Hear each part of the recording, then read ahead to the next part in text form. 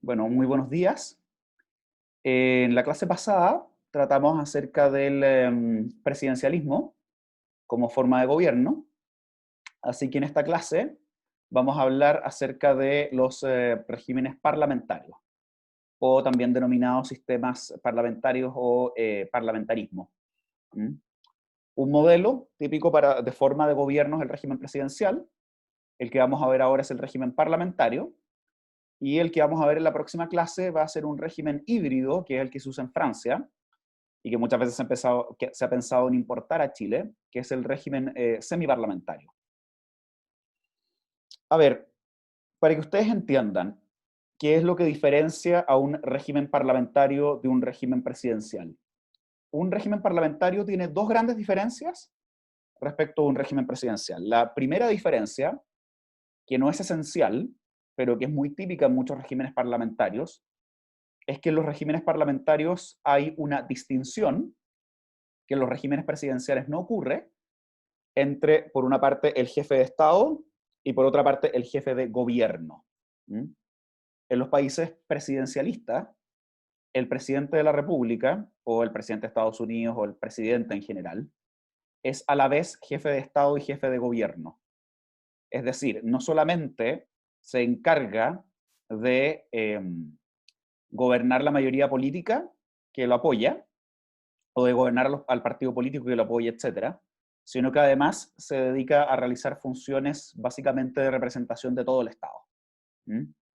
Y de tratar de alguna manera de representar la unidad del país.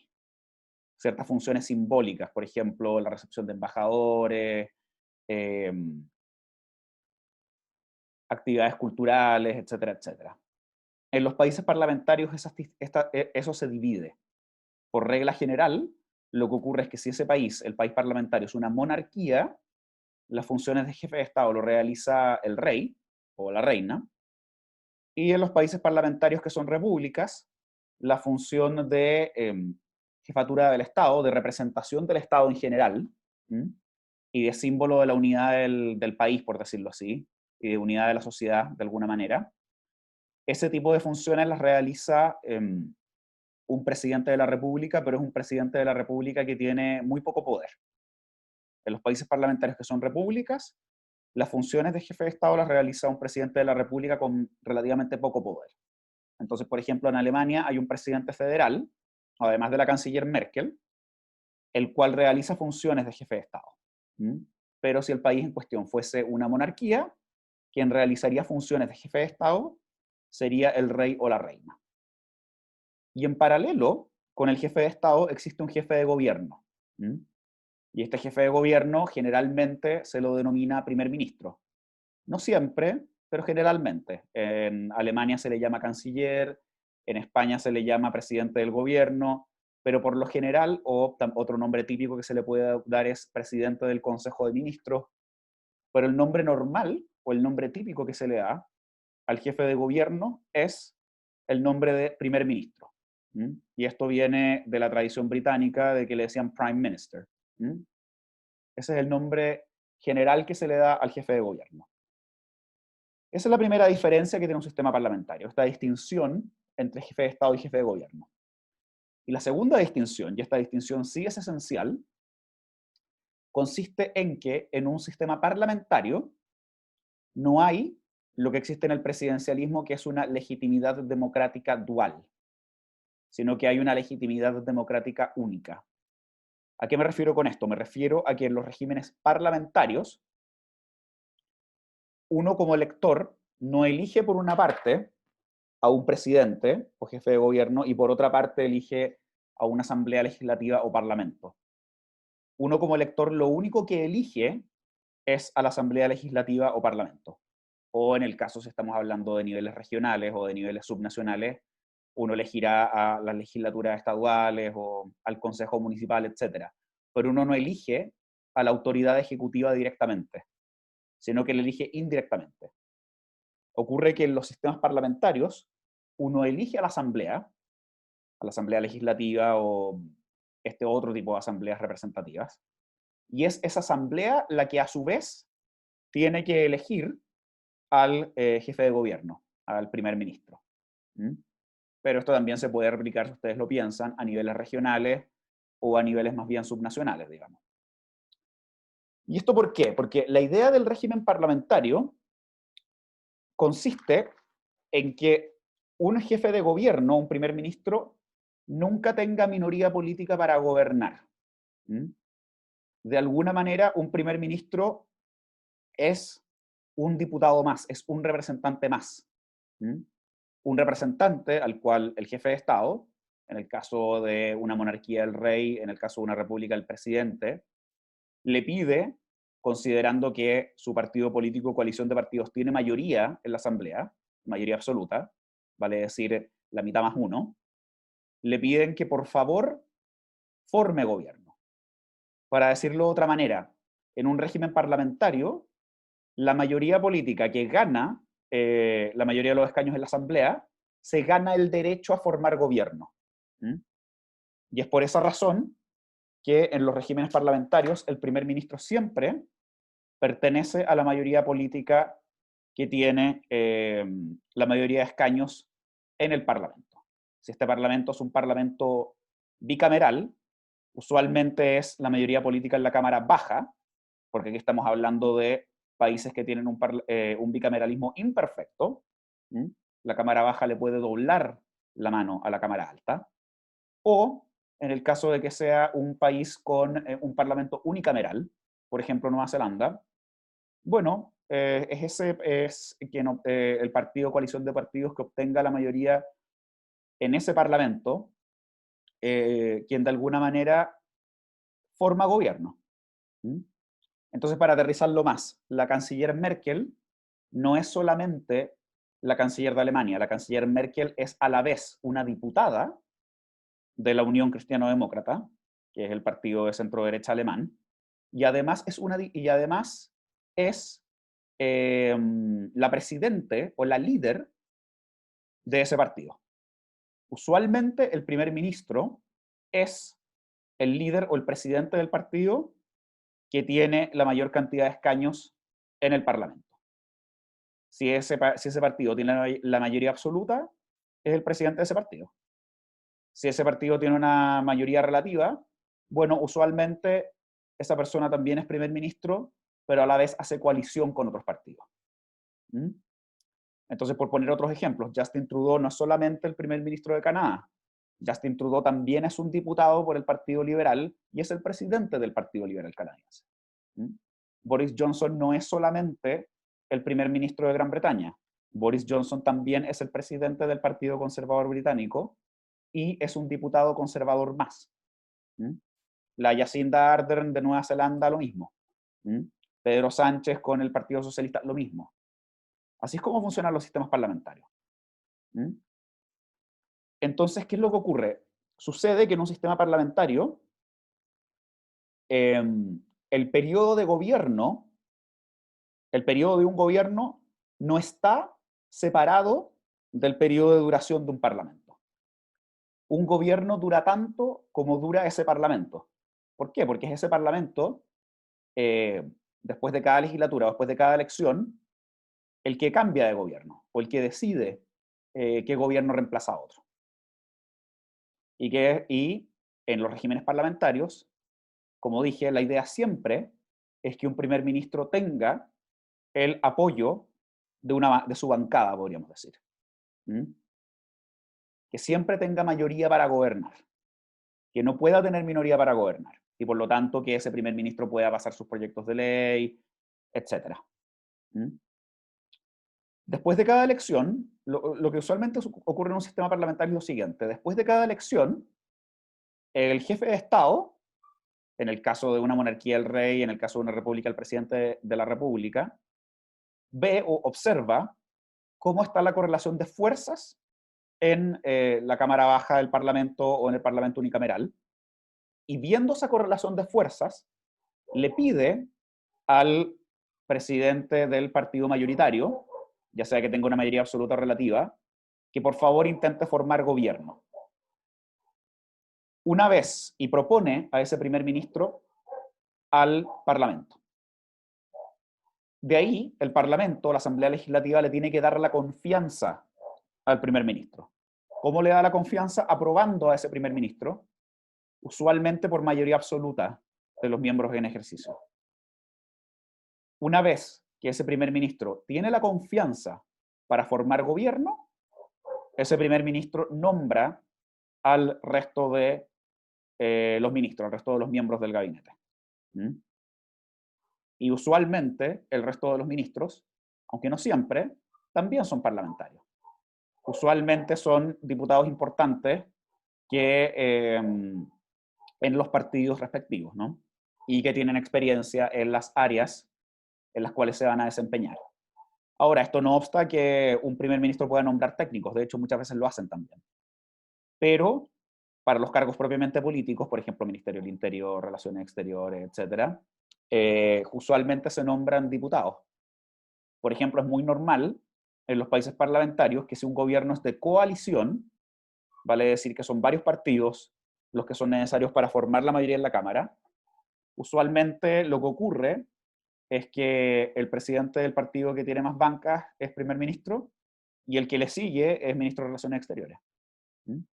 Eso ocurre, por ejemplo, muchas veces en Alemania. Eso es muy típico. ¿Mm? Pero así es más o menos cómo funcionan los sistemas parlamentarios. ¿Mm? En un sistema parlamentario, el primer ministro jamás tiene minoría para gobernar. O hay algunas situaciones en que puedan haber gobiernos de minoría, pero no es lo usual. Lo usual en un sistema parlamentario es que los primeros ministros casi siempre estén apoyados por la Cámara respectiva. ¿Todo claro hasta ahora o tienen dudas, consultas? ¿Vamos bien?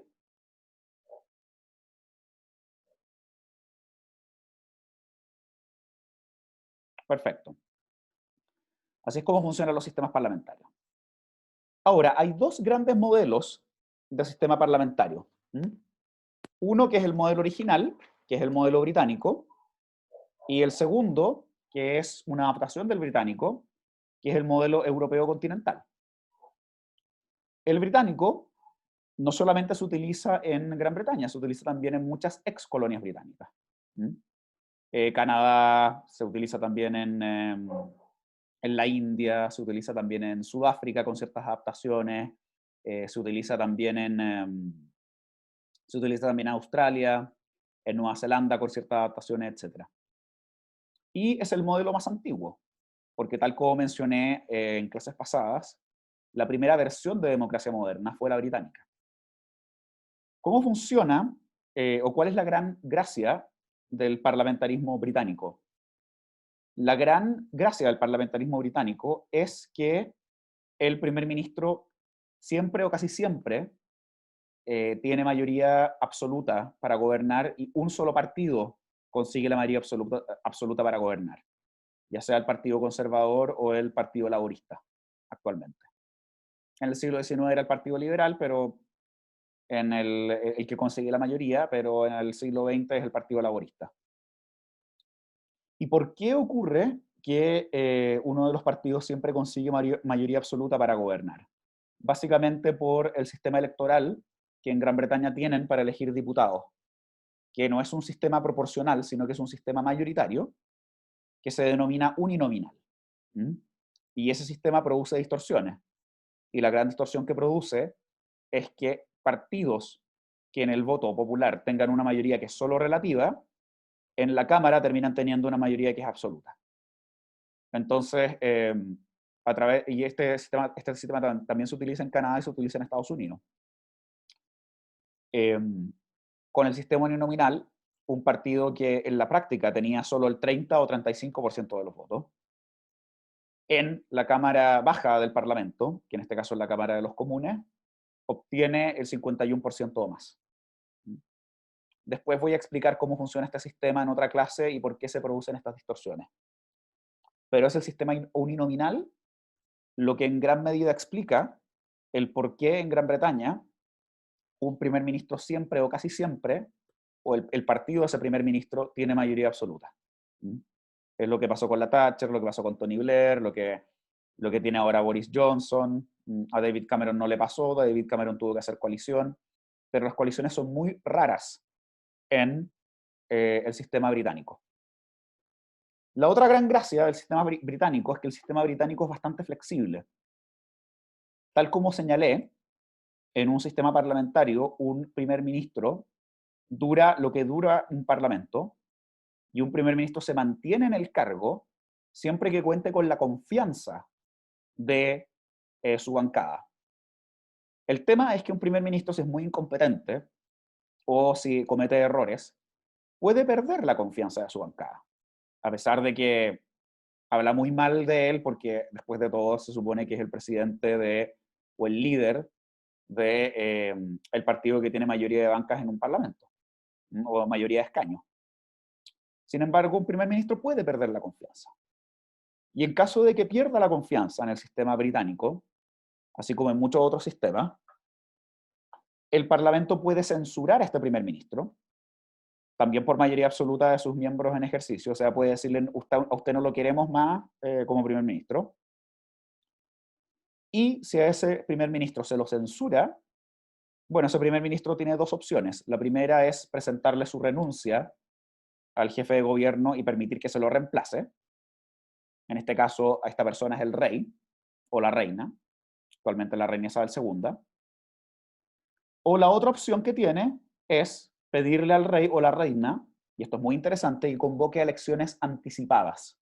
¿Mm?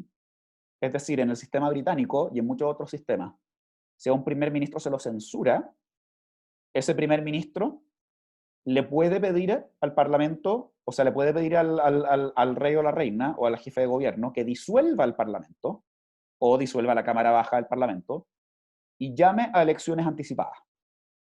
¿Cuál es la lógica de este mecanismo? La lógica es que en estos casos el primer ministro tiene la posibilidad de que se testee o se pruebe a través de una elección popular quién realmente tiene apoyo político. Si lo tiene la mayoría que lo censuró o si lo tiene él o ella. ¿Mm? En esto consiste. Y esto fue, entre otras cosas, lo que hizo Boris Johnson. Cuando Boris Johnson tenía problemas para pasar el Brexit, decidió llamar a elecciones anticipadas y ganó, con una cómoda mayoría. Entonces, esta es una de las características que tiene el parlamentarismo británico, lo cual lo hace un sistema bastante flexible. Los periodos parlamentarios tienen un máximo, pero no tienen un mínimo. Un parlamento, y por tanto un gobierno en Gran Bretaña, dura máximo 5 años, pero puede durar menos. Y justamente puede durar menos porque está la posibilidad de que el primer ministro le pida al rey, al jefe de gobierno, auscultando cómo está la situación política, convocar a elecciones anticipadas. También la elección anticipada, hay que decirlo, es una forma muy eficiente de descomprimir los ambientes políticos o de procesar Profesor, crisis políticas, ¿sí? disculpe, ¿y el jefe de Estado puede oponerse a esta petición? Puede hacerlo, pero raramente lo hace. Puede hacerlo en teoría, pero raramente lo hace. ¿Mm? Raramente lo hace, porque en muchos casos, en el caso de un país parlamentario que es república, ese jefe de Estado es electo por el Parlamento también. ¿Mm? Por un periodo mayor de lo que dura un gobierno, de manera de darle estabilidad, pero es electo por el Parlamento también. Y en el caso de una monarquía es el rey o la reina, y ellos saben que no tienen mucho apoyo popular, por lo tanto no van a estar muy, o mejor dicho, saben que no tienen apoyo popular electoral, y por lo tanto no tienen muchos incentivos para oponerse a la petición de disolver las cámaras. ¿Mm? Profesor, en ese caso, en los sistemas con presidentes, se podría oponer al presidente debido a ya que son el mismo parlamento el que lo eligió. Bueno, sí. ¿Usted se refiere a los sistemas parlamentarios con presidente de la República? O sea, sí, con jefe de Estado que no es monarca, sino electo Sí, por sí, el Congreso. se podría oponer, pero la verdad es que en la práctica raramente lo hacen. ¿Mm? Raramente lo hacen porque los jefes de Estado como que consideran su digámoslo de la siguiente manera, consideran que su función es más bien de representación, de unidad de la nación, de no meterse en política chica. Por lo general, raramente hacen eso. A pesar de que es una muy buena pregunta, se puede decir que sí tienen esta posibilidad, en muchos casos.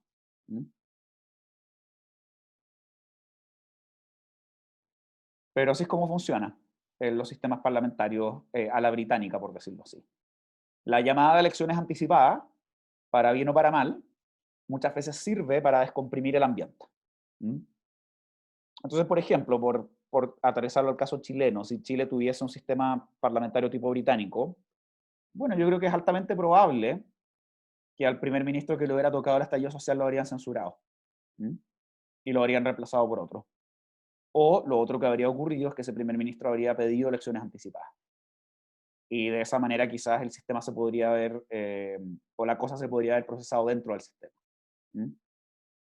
Es una de las gracias que tienen los sistemas parlamentarios, sobre todo la británica. Después de eso tenemos el sistema parlamentario más bien de tipo europeo continental, que es una adaptación del británico, pero con algunas diferencias relevantes. La primera diferencia relevante es que en Europa continental, usualmente el primer ministro no gobierna con un solo partido, apoyado por un solo partido. Usualmente es apoyado por una coalición de partidos. A diferencia de Chile, eso sí, a diferencia de muchos países, la coalición no se forma antes de una elección, la coalición se forma después de una elección. O sea, lo que ocurre en un sistema parlamentario a la europea es que se producen las elecciones parlamentarias, se ve cuál es la correlación de fuerzas en el Parlamento unicameral o en la Cámara Baja, y usualmente lo que ocurre es que los partidos empiezan a negociar entre sí para hacer una coalición que permita conseguir mayoría para gobernar. Entonces ocurre que el sistema es mucho más, o un poquitín más, colaborativo o menos adversarial que en Gran Bretaña. En Alemania, por ejemplo, es muy usual que se hagan coaliciones, a veces incluso grandes coaliciones. Durante muchísimos años el partido, el FDP, el Partido Liberal, o el Partido Liberal Democrático Alemán, tuvo que ser el socio chico de coalición de ya sea la Unión Demócrata Cristiana o de los socialdemócratas. Lo mismo actualmente en España gobierna una coalición. En los países escandinavos es más bien lo mismo. ¿Y por qué se produce esto? Esto se produce nuevamente debido al sistema electoral para elegir representantes, para elegir diputados. En Europa continental, a diferencia de Gran Bretaña, los sistemas electorales para elegir diputados son proporcionales, ya sean proporcionales puros o proporcionales corregidos, o son sistemas mixtos.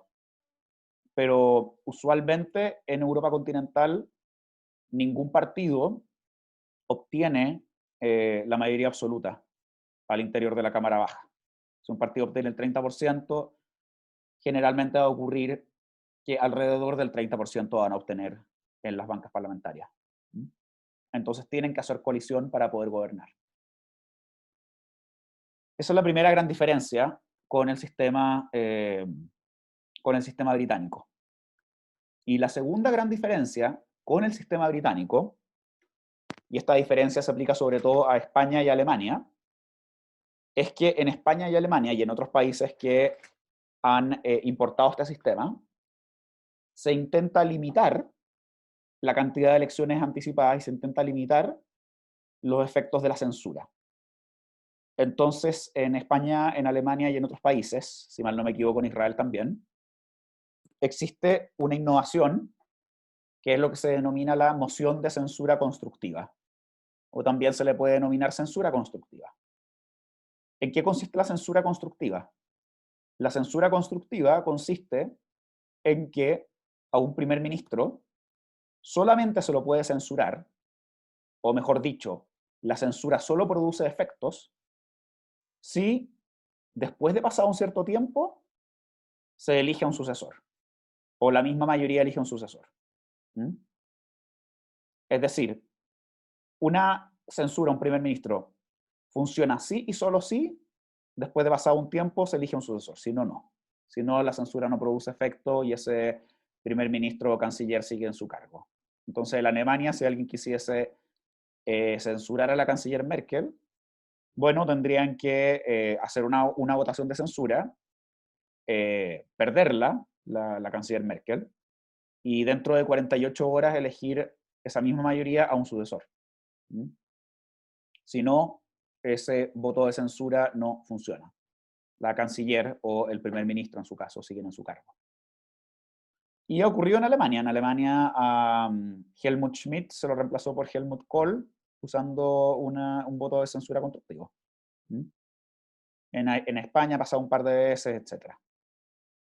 Por eso la segunda gran innovación que tienen los sistemas parlamentarios de tipo europeo continental. Sí, la voy a repetir, la censura constructiva.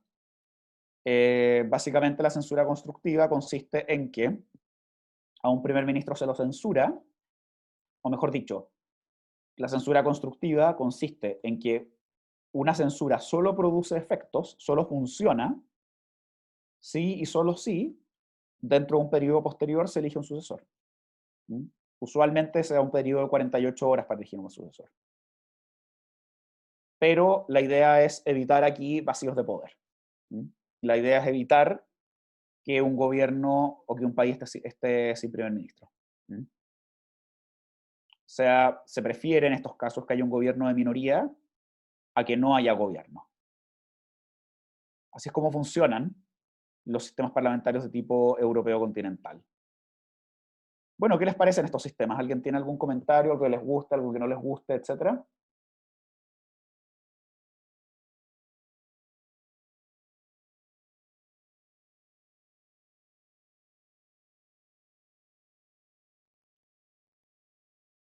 ¿No? ¿Nadie tiene opiniones?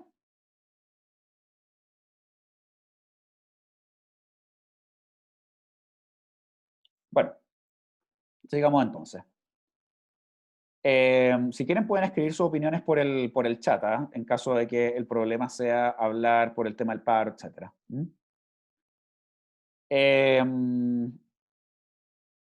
Bueno, así es como funcionan los sistemas parlamentarios en Europa continental. ¿Mm? Ahora, ¿cuáles serían las ventajas y las desventajas que uno puede observar en un sistema de tipo parlamentario? Bueno, las ventajas y desventajas de los sistemas parlamentarios son el contrario de las que vimos cuando hablamos de los sistemas presidenciales. ¿Mm? La primera ventaja de los sistemas parlamentarios, y esta es la ventaja que por lo general a los cientistas políticos más les gusta de los sistemas parlamentarios, al punto de que muchos cientistas políticos señalan que en teoría los sistemas parlamentarios son preferibles a los presidencialistas, consiste en que los sistemas parlamentarios tienen válvulas de escape para poder lidiar con crisis políticas. ¿Qué luego ocurre en un sistema presidencial? Tal como lo señalamos anteriormente, ocurre que si un presidente y un parlamento no se tragan, si un presidente no tiene mayoría para gobernar, igual se tienen que aguantar mutuamente hasta que termine un periodo, hasta que termine el periodo de ese presidente o hasta que termine un periodo parlamentario. Pero tienen que convivir entre ellos, no pueden de alguna manera uno doblarle la mano al otro o uno crear una situación en que el otro poder se reemplace, etc. Tienen pocas válvulas de escape, como la llaman Lindsay y Valenzuela. En cambio, en los sistemas parlamentarios, como el gobierno depende de la confianza parlamentaria, hay válvulas de escape. Y las válvulas de escape a las crisis políticas son las censuras o, en su caso, las elecciones anticipadas.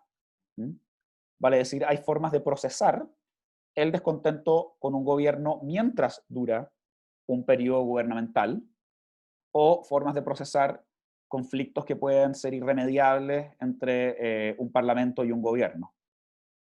Entonces, ¿qué es lo que ocurre? En un sistema parlamentario se dice muchas veces que una crisis del gobierno es una crisis del gobierno nomás, no es una crisis del sistema. ¿Mm? Un gobierno no tiene apoyo parlamentario, bueno, se censura ese gobierno nomás. ¿Mm? Un gobierno cree que tiene mayor apoyo popular del que su parlamento dice que tiene, bueno, se pide que se llame elección anticipada. Listo, punto. ¿Mm? Entonces, de alguna manera se dice que el sistema permite procesar el desacuerdo político en formas que no hacen que todo el sistema entre en crisis. ¿Mm? Una crisis de gobierno es solo una crisis de gobierno, pero no es una crisis del sistema entero. Esa es la primera gran gracia que se le da o que tienen los sistemas parlamentarios. La segunda gran gracia relacionada con lo anterior es que dicen que los sistemas parlamentarios ayudan a la responsabilidad de quien gobierna. ¿Por qué? Porque básicamente en los sistemas parlamentarios un primer ministro nunca se puede excusar de no gobernar bien o de no poder llevar a cabo su programa político por no tener suficiente apoyo político. Jamás un primer ministro se puede, entre comillas, sacar el pillo de que no pudo pasar un proyecto de ley, etcétera, porque la oposición no se lo permitió. ¿Mm? ¿Por qué? Por la sencilla razón de que ese primer ministro fue apoyado por la mayoría de las bancas parlamentarias. Entonces, si un primer ministro no puede ordenar sus propias filas, eso de lo que habla es de la propia incompetencia de ese primer ministro. Punto. Entonces, eso hace que la atribución de responsabilidad sea, de acuerdo a muchos cientistas políticos, mucho más clara que en un sistema presidencial, en que de alguna manera las responsabilidades por incompetencia gubernamental se pueden diluir. ¿Mm? Esa es la segunda gran ventaja. Y la tercera gran ventaja es que se considera que los sistemas parlamentarios, de alguna manera, son menos permeables al populismo o a la captura por parte de un populista o de un outsider de la política, etcétera, que en los sistemas presidenciales. ¿Y eso por qué? Porque si alguien es populista en un sistema parlamentario, ese populista tiene que hacer un partido político y obtener suficientes bancas en la Cámara Baja para poder ser nombrado primer ministro. Eso no quiere decir que no haya partidos populistas, los hay, o partidos antisistema, pero esos partidos antisistema tienen que hacer mucho más trabajo que en un sistema presidencial para poder llegar al gobierno, o para poder ser relevantes en la discusión. ¿Mm?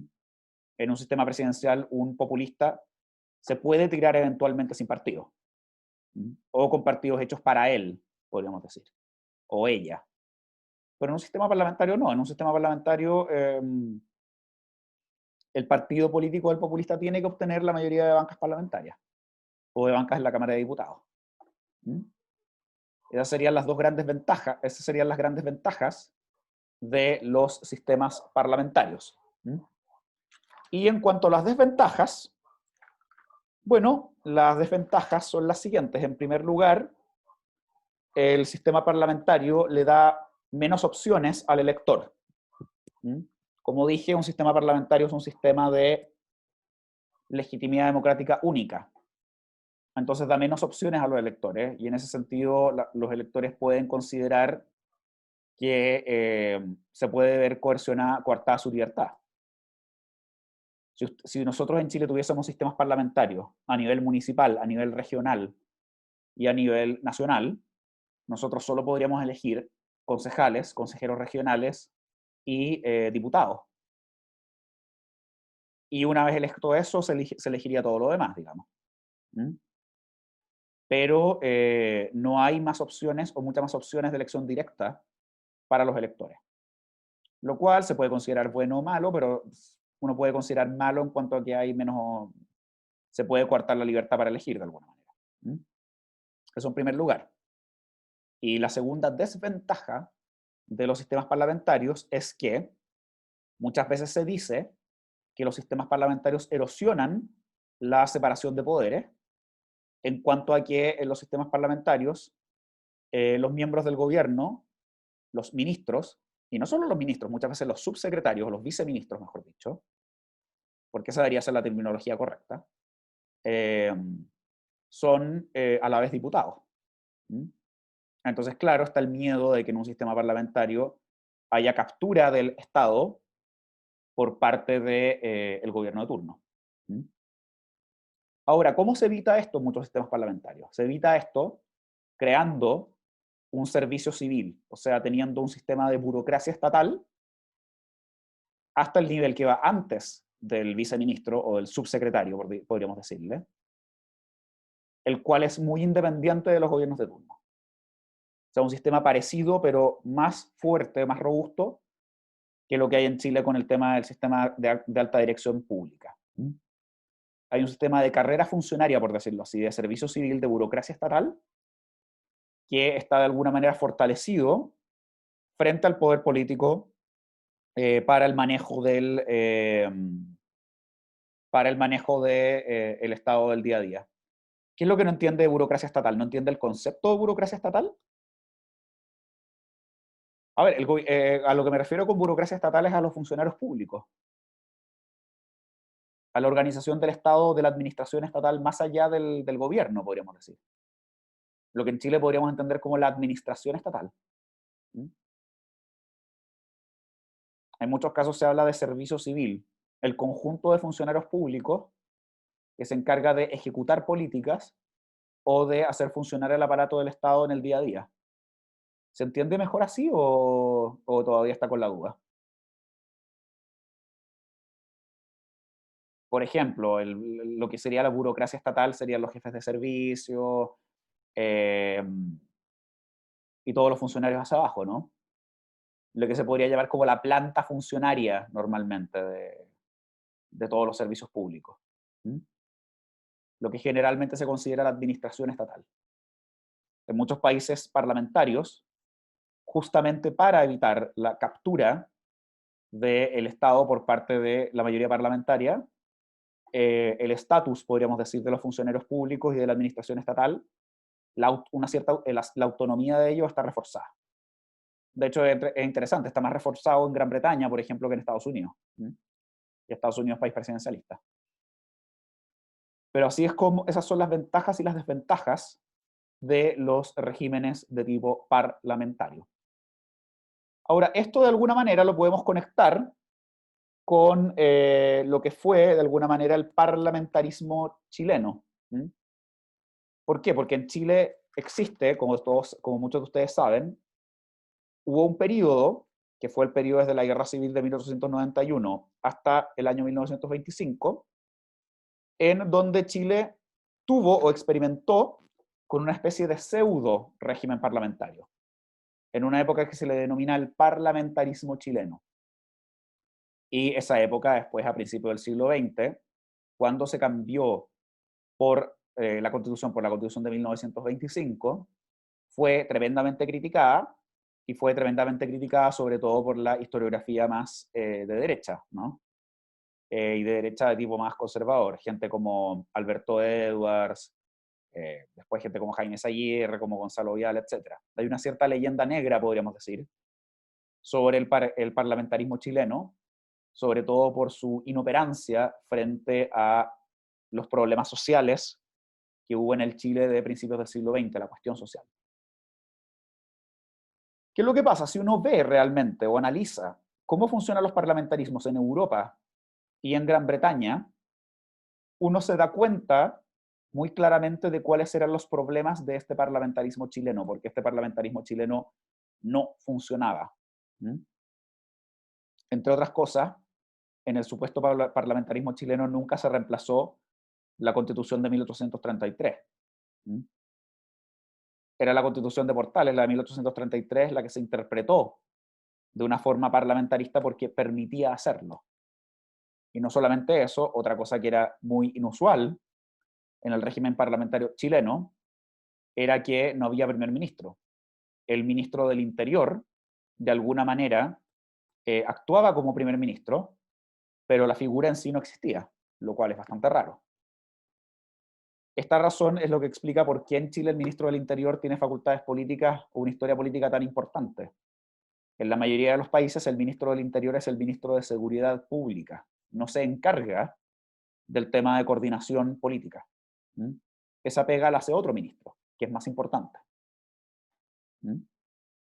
Que usualmente se llama jefe de gabinete, se llama ministro de la presidencia, etc. Pero la pega de coordinación de los ministros no la hace el ministro del Interior. En Chile, una de las razones por las que la hace el ministro del Interior, esa pega, es por el pseudo parlamentarismo chileno. A ver, ¿cuáles eran los defectos del pseudo parlamentarismo chileno que hacían que el sistema no funcionara? Bueno, para empezar a conversar, el parlamentarismo chileno tenía un bicameralismo perfecto. El Senado y la Cámara tenían igual cantidad de poder o iguales poderes para discutir las leyes y para controlar al gobierno. Y eso es lo que hacía que el sistema fuese un desastre. El ministro del Interior tenía que tener la confianza tanto de la Cámara de Diputados como del Senado. Podía ser controlado o fiscalizado tanto por la Cámara de Diputados como el Senado. Y además lo podía censurar la Cámara de Diputados y el Senado. Lo cual era un desastre. En la mayoría de los países parlamentarios en que hay parlamento bicameral, la Cámara baja, que es la que representa al pueblo, tiene más poder que la Cámara alta. Y hay mecanismos que ya los vimos para que le doble la mano a la Cámara alta en caso de que haya desacuerdo sobre proyectos de ley. Eso en Chile no existía. En Gran Bretaña y en Europa continental, usualmente solo la Cámara Baja fiscaliza, solamente la Cámara Baja fiscaliza, y la Cámara Baja tiene más poder que la alta. Eso en Chile no existía y por lo tanto eso hacía que el sistema fuese inoperante. Además de eso, otro tema que era típico del parlamentarismo chileno, y esto era típico en el siglo XIX, pero ya está solucionado en la mayoría de los países del mundo, en el parlamentarismo o pseudo parlamentarismo chileno, los parlamentarios no tenían clausura del debate. Cuando se hacían los debates en las cámaras para discutir los proyectos de ley o para hacer fiscalización, sobre todo para interpelar a los ministros, los diputados podían hablar todo el tiempo que quisieran y los senadores también. No había clausura del debate. Los presidentes de las cámaras no tenían el poder de acortar el debate bajo criterios de razonabilidad. Actualmente lo tienen. Lo tienen en Chile, lo tienen en muchas partes del mundo, por razones de eficiencia, digamos. Pero ese problema no existía en el siglo XIX. Otro problema que tenía el parlamentarismo chileno, que era lo que hacía que fuese difícil gobernar, es que en el siglo XIX, y esto pasó no solo en Chile, sino que en muchos países, en Gran Bretaña no, pero en muchos países sí pasó, los partidos políticos no eran organizaciones de masas. En el siglo XIX, en Chile, los partidos políticos eran grupos más o menos poco organizados de amigos que pensaban más o menos igual. No eran organizaciones jerárquicas, disciplinadas, con orden, de masas, con muchos militantes, que tuviesen una estructura piramidal, por decirlo así, en que hubiese un jefe que pudiese dar órdenes. En Chile no era así, en Francia tampoco era así, y en otros países tampoco era así. En Gran Bretaña ya era así, porque era el primer sistema. Pero en Chile no era así. Los partidos de masas, tal como los conocemos ahora, surgieron recién en el siglo XX, y en el siglo XXI, para bien o para mal, lamentablemente para mal, están haciendo crisis. Pero no habían partidos de masa. Por poner un ejemplo, en los países de Europa continental y en Gran Bretaña, se acepta la institución de las órdenes de partido. O sea, se entiende de alguna manera que un partido político tiene que ser, hasta cierto punto, un ejército organizado, tratando de llevar a cabo su programa político. Por lo tanto, se aceptan las órdenes de partido. En el Parlamento británico existe un funcionario, que esto les puede causar risa, que le dicen whip, el látigo, the whip. ¿Y quién es el látigo? El látigo es un diputado que pertenece a una determinada bancada, y es un diputado al cual el que tiene la función de arriar a los colegas y asegurarse de que esos colegas voten de acuerdo a lo que el partido quiere o de acuerdo al programa político que el partido definió. Más aún, el whip o el látigo puede cursar multas a sus colegas en caso de que sus colegas no sean disciplinados, en caso de que no vayan a las sesiones, en caso de que no discutan, en caso de que, a veces en caso de que no voten de acuerdo a las órdenes del partido, etc. Entonces, ¿qué ocurre? Que en muchos sistemas parlamentarios hay mecanismos para disciplinar a la propia mayoría que apoya a un cierto primer ministro, que en Chile en ese tiempo no existían, y eso hacía que el sistema fuese mucho más ineficiente. ¿Mm? Y el último gran problema que tenía el parlamentarismo chileno, y este problema también lo tuvieron otros parlamentarismos, pero ya está medio solucionado, es que en el parlamentarismo chileno se producían muchas veces crisis si el Parlamento, en este caso el Congreso chileno, decidía no apoyar determinadas leyes que eran las denominadas leyes periódicas, ¿Mm? Que eran leyes que se tenían que aprobar cada cierto tiempo, ¿no?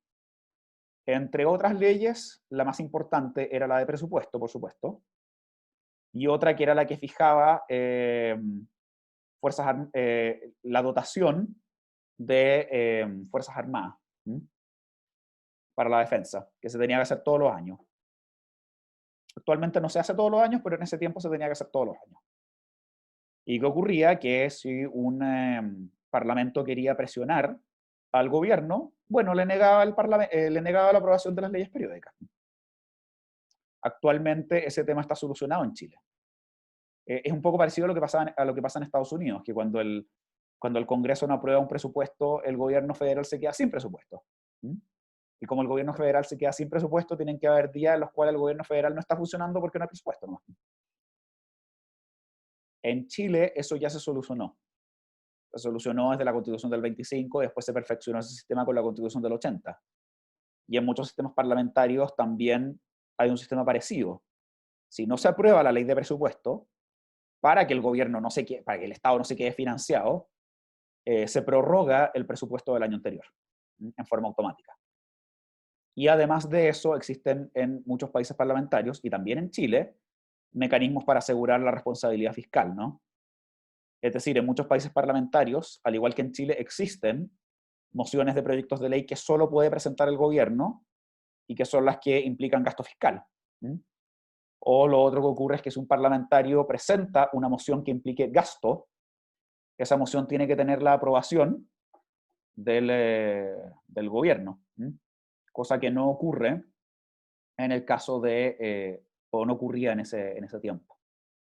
Entonces, eso es, de alguna manera, lo que te explica o lo que explica por qué el pseudo parlamentarismo chileno no funcionaba. Pero la razón por la cual hago todos estos comentarios es para que se saquen de la cabeza esta idea de que en un régimen parlamentario el jefe de gobierno no tiene poder. En un régimen parlamentario en que hay orden y que está bien diseñado, un jefe de gobierno tiene poder y tiene mucho poder. ¿Mm? ¿Por qué? En gran medida porque tiene el apoyo parlamentario de su mayoría, ¿no? La canciller Merkel puede sacar adelante su programa político a un nivel mucho mayor del que lo puede hacer el presidente Piñera. Lo mismo se puede decir de Justin Trudeau, lo mismo se puede decir de la Ardern, lo mismo se puede decir hasta cierto punto de Boris Johnson. ¿Mm? Entonces, la idea por la cual yo decía todo esto era para que se saquen de la cabeza esta idea de que en un sistema parlamentario el jefe de gobierno no tiene poder. ¿Mm? Es cierto, un primer ministro por lo general no está acompañado de los adornos del poder que tiene un presidente de la República, por la sencilla razón de que no es jefe de Estado, ¿no? Entonces un primer ministro no tiene banda presidencial, ni le ponen piochas, ni tiene nada de ese tipo de decoración, podríamos decir. Pero eso no quiere decir que un primer ministro no tenga poder. Un primer ministro con una mayoría política bien aceitada y que está detrás de él o de ella, tiene mucho poder. ¿Mm? Siempre y cuando sea políticamente hábil, etcétera, etcétera, etcétera, ¿no? Alguien como José Miguel Insulza probablemente podría haber sido un primer ministro en un Chile parlamentario, por decirlo así. ¿Mm? Eso les puedo decir respecto al sistema parlamentario. ¿Tienen alguna opinión ustedes? ¿Les gusta el sistema? ¿Les disgusta el sistema? ¿Les parece? ¿No les parece? Si quieren puedo... Profesor, u- ¿usted cree que Chile pueda llegar a un parlamentarismo ahora, en la actualidad? Sí, siempre y cuando esté bien diseñado. O sea, en el caso de... A ver, yo creo que por tradición, como tenemos esta tradición presidencialista, y la gente como que está muy acostumbrada a este tema de elegir a su presidente, yo creo que vamos a tener que pasar un semi-presidencial, o un semi-parlamentario como en Francia, que es el que vamos a ver la próxima semana. Y ese tiene algunas de las ventajas de los sistemas parlamentarios. Parlamentarismo puro, probablemente, quizás, pero siempre y cuando lo diseñemos muy a la alemana. ¿Mm? Una cosa que es bien importante en los sistemas parlamentarios, y ese es un problema quizás en Chile, es que, y es un problema grandote, es que, a ver, en ninguna democracia que funcione por elecciones puede funcionar bien sin partidos políticos, ¿no? Y no puede funcionar bien sin partidos políticos que sean disciplinados, que sean jerárquicos, que sean organizados. Y eso significa tener partidos políticos fuertes. ¿Mm? O sea, significa tener partidos políticos regulados, significa tener partidos políticos financiados públicamente, significa también tener partidos políticos que en la interna la directiva tenga poder sobre el resto de los militantes. Y lamentablemente los partidos políticos están muy desprestigiados. O sea, pareciera que la tendencia más bien es eh, a no querer a los partidos políticos. ¿Mm? Entonces, claro, es súper difícil de vender, entre comillas, o explicar un sistema en el cual tú privilegias o fortaleces a los partidos políticos versus a los candidatos independientes, etcétera, etcétera. ¿Mm? O sea, los sistemas parlamentarios no funcionarían muy bien con un sistema de muchos independientes, con un sistema en que los partidos son libres o muy horizontales, etcétera. No. Requieren, para funcionar bien, tener partidos políticos que sean fuertes y que sean jerárquicos y que sean de masa. ¿Mm? Profesor, entonces, ¿usted cree que vamos a avanzar ahora? O sea, Veamos, que veamos. O sea, yo creo que se va a discutir. Eh, yo creo que es probable que pasemos a un semipresidencial, pero la verdad es que donde se va a definir la cancha sobre si el sistema va a ser realmente parlamentario o no, va a ser en la regulación de partidos políticos y en la regulación del sistema electoral. ¿Mm? Por ejemplo, por poner un ejemplo, en muchos países parlamentarios, en que hay votación proporcional, con voto proporcional, ¿eh? No con voto uninominal, uno no vota por un candidato o por un candidato dentro de una lista, uno vota por la lista completa. ¿Mm? Son sistemas de lista cerrada que se llaman. ¿Mm? Pueden haber mecanismos interiores al interior de un partido que sean de primaria o sin primaria, etc. Pero el elector vota por una lista cerrada, vota por una lista presentada por el partido. ¿Mm? Así funciona en Chile, de hecho, hasta antes del golpe. El sistema era proporcional, pero cuando uno elegía diputados o elegía senadores, votaba por lista cerrada. ¿Mm? Votaba por todos los candidatos de la lista.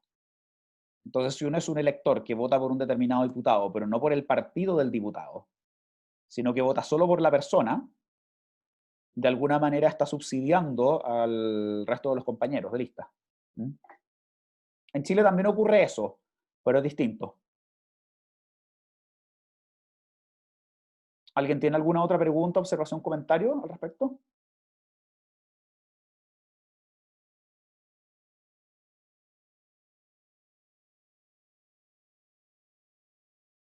Me gusta más el parlamentarismo, pero primero se debe educar a la gente en cultura cívica, para que voten informados y sin sentido votar. Además, para sacar la mala imagen que se tiene del Congreso, deberían ser más eficientes y bajarse el sueldo. Sí, en eso usted tiene razón. Hay un tema, eso sí, que es bastante complicado, que es el tema de, bueno, a ver, ¿qué hacemos primero, el huevo o la gallina? ¿No? Porque claro, uno puede decir que en otros países que tampoco tenían mucha cultura democrática, la cultura democrática se desarrolló practicándola. ¿Mm? O sea, se desarrolló justamente porque de alguna manera el pueblo se vio obligado a tener que ir a votar. O sea, España, por ejemplo, es un muy buen caso, es un país que no tenía mucha cultura democrática o cultura republicana, en muchos casos menor que la de Chile. ¿Mm? Y hasta cierto punto se tuvo que desarrollar, sobre todo después de la muerte de Franco, por el paso a la democracia que actualmente tienen, que es una democracia parlamentaria. Entonces, yo no sé, siempre está el tema de, claro, correlación o causalidad, ¿qué causa qué? Quizá uno puede decir que esa educación cívica se genera haciendo cosas, ¿Mm? Entre otros, yendo a votar. Y quizás más que la educación cívica en sí, lo que hay que hacer es restablecer la obligatoriedad del voto, para empezar a conversar, ¿no? De manera que los ciudadanos asuman la responsabilidad del acto cívico que están haciendo, ¿no? Y si toman una mala decisión, bueno, por lo menos se puedan culpar ellos mismos. Por eso pero es bien interesante lo que usted dice. Ahora, también hay otro asunto, ¿ah? Respecto del tema de por qué los parlamentarios son irresponsables. Es cierto que en Chile muchos parlamentarios son muy irresponsables, ¿no? Más aún, voy a ser muy franco, muchos de ellos son muy chantas. Sin embargo, aquí la duda o la pregunta que uno siempre se hace es si los parlamentarios son chantas porque tienen pocas responsabilidades, porque el sistema trae chantas, o más bien es el hecho de que sean chantas lo que hacen que no les den mucha responsabilidad. Yo lo pienso de la siguiente manera, un poco viendo la situación del ministro París, por ejemplo. ¿Mm? Creo que muchas veces, o la sospecha que yo tengo muchas veces, es que la razón por la cual muchos parlamentarios en Chile son chantas es porque no pueden hacer nada muy importante. Si ustedes ven las atribuciones legislativas de los parlamentarios en Chile, son bajísimas, no pueden decidir de nada que es relevante. ¿Mm? Claro, ahora está la discusión de si pueden presentar proyectos de ley que irroguen gasto fiscal o no. ¿Mm?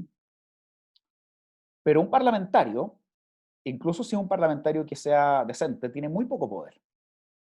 Y no solamente tiene muy poco poder, pero al mismo tiempo tiene que responder ante sus electores. O sea, tiene muy poco poder, pero al mismo tiempo tiene que demostrarle a sus electores que está haciendo algo. Entonces, ¿qué es lo que pasa? Yo creo que eso, o la intuición que yo tengo, es que eso es un tremendo incentivo para comportarse en forma irresponsable. En un sistema parlamentario, si un parlamentario es un parlamentario del montón, podríamos decir, de todas maneras tiene una función muy importante en cuanto a que tiene que apoyar a la mayoría parlamentaria. Y estará en las comisiones o de alguna manera aparecerá con su primer ministro, con el resto de los ministros, etc. Si es un parlamentario menos del montón, sino que más relevante, bueno, ese parlamentario tiene la posibilidad de ser ministro y por lo tanto hacer una diferencia en el gobierno. Y muchas veces cuando a ciertas personas se les da un cargo de responsabilidad, a estas personas se comportan en forma mucho más responsable que lo que hacen si no están en un cargo de responsabilidad. ¿Mm? O algunos de estos diputados se los nombran, si no ministros, subsecretarios o viceministros, realmente debería ser el término. Y por lo tanto también pueden influenciar mucho más en la política gubernamental y después pueden mostrar esos resultados ante los electores de su distrito, ¿no? En Chile yo creo que eso no está, y eso yo creo que incentiva a la irresponsabilidad parlamentaria, porque a la larga, ¿qué es lo que tiene un parlamentario para hacerse notar al final del día? Bueno, ir a la Contraloría, tirar acciones ante el Tribunal Constitucional, hacer declaraciones rimbombantes ante la tele para la galulla, cosas así. Pero hay poco, creo que es justamente el hecho de que no pueden hacer nada demasiado importante, lo que en parte justifica por qué el Congreso está lleno de chantas. También piénsenlo de la siguiente manera, no le da mucho incentivo a los partidos políticos a tirar a su mejor gente a los parlamentos. ¿Mm? En muchos países europeos lo que ocurre es que, como la votación es por lista cerrada, ¿Mm? muchas veces los partidos tiran a sus técnicos al Parlamento. Los meten en las listas, obvio, porque al final del día la gente vota por las listas. Entonces yo creo que eso ocurre también. No sé si van a estar de acuerdo conmigo, no tienen por qué estarlo, pero yo creo que o sea, mi sospecha es que esa es una de las razones de las cuales explican la responsabilidad parlamentaria, ¿no? Uno puede, Profesor, uno puede ver también esta actitud, perdón, en lo que hace el ministro París, ¿sabe qué es lo que ha hecho el ministro París? A diferencia del ministro Mañalich. Otras personas querían participar en la toma de decisiones, bueno, París los incorporó, y de pronto, como estas personas se sintieron incorporadas, alcaldes, sociedades científicas, etcétera, se han mágicamente comportado en forma mucho más responsable. ¿Y eso por qué? Por una razón bien sencilla. París ahora los puede utilizar como fusibles en caso de que estas personas lo hagan mal. Obvio, porque te incorporé en la toma de decisiones. ¿Ah? Ya no estás en posición de andar alegando, no estás en posición de reclamón, no estás en posición de decir hay qué. Tú eres la persona que es responsable de eh, ejecutar esta política. Y por lo tanto, si la ejecutas mal, quien va a asumir la responsabilidad eres tú. ¿Mm? Yo creo que algo parecido sucede con el Congreso en Chile. Discúlpeme, señor Daforno, usted quería hacerme un comentario. Sí, una consulta, ¿qué ocurre con la bancada del 1% en estos países que son parlamentarios? ¿Existe? Eso es una excelente pregunta, eso depende mucho del sistema electoral. En los países que tienen, y eso lo vamos a ver en la clase de sistemas electorales, pero en países que tienen sistemas electorales proporcionales corregidos, ¿m? Por eso son corregidos, usualmente no ocurren bancadas del 1%. ¿M? Usualmente hay bancadas del 10%, del 20%, etc. No hay tantas bancadas del 1%. En un país proporcional puro, estas bancadas del 1% depende, pues si fuera un 1% necesario para formar la coalición, muchas veces tienen mucho poder. ¿Mm? Ese es uno de los problemas de los sistemas proporcionales puros, ¿no? Que te representan mucho mejor lo que la gente quiere, pero le dan a minorías muy chicas la posibilidad de frustrar a un gobierno. ¿Mm? Entonces, en Israel, por ejemplo, muchas veces ocurre que para formar una coalición tienen que ponerse de acuerdo 9 partidos. ¿Mm? ¿Por qué? Porque el sistema es tan proporcional que lo que ocurre es que las distintas tendencias al interior de un partido, en Israel es como si fueran un partido político por sí solo, ¿no? Entonces eso en parte te explica por qué todas las políticas de inmigración en Israel están gobernadas por eh, los partidos de tendencia israelí ortodoxa. Pero es una excelente pregunta. ¿Alguien tiene alguna otra pregunta más? ¿O algún otro comentario, etcétera?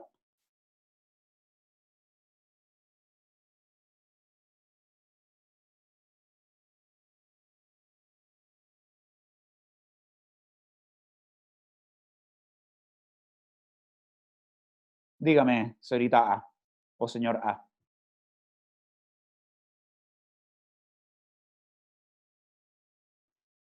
¿Qué opine de lo que de lo que dijo ayer el presidente? ¿Usted se refiere al tema de las iniciativas legislativas? Creo que políticamente es bastante torpe. Creo que políticamente es muy torpe. Es algo que se puede discutir, etcétera, pero el sistema ya está bien hecho, creo yo. Me parece que es bastante torpe, se entromete en las facultades del Congreso, eh, ya el Congreso se lo echa encima, ya lo tenía echado encima de antes. No, no ayuda. No ayuda, me parece que es innecesario.